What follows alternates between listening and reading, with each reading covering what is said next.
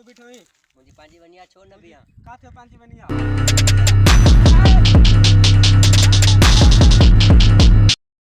झल बकरी धनारन जा धक ओ आलम खान भी वो दरिया थई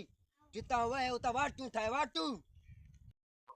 अदा गुलू मके छडी आज मा लेट आया था ना दा तू सबर कर थोरो या बनी असा पांजी करे रखनासी थोरो आदा ही बनी सच में संजिया असा जी ना असा का खसे वठनासी दा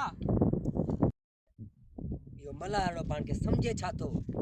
असा जी वनी ते कब्जा कंदो असा चुप करे वेही रहंदासी इनके मैं बुधाइंदोस सुबाणे रेस वट वेंदोस उनका फैसलो कराइंदासी वो खबर पवंदी इन मलारड़े जी ऐं गुल्लू जी तरा मोतबर थी आइन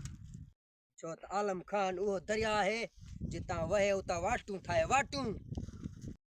अदा गुलू वने दिसी आयो आलम खान तो कोने न बनी थे आदा मा वन्या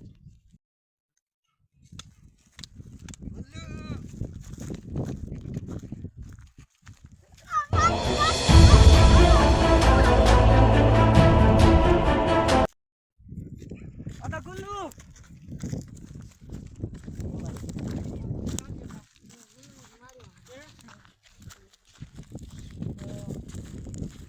आलम खान अच्छा अच्छा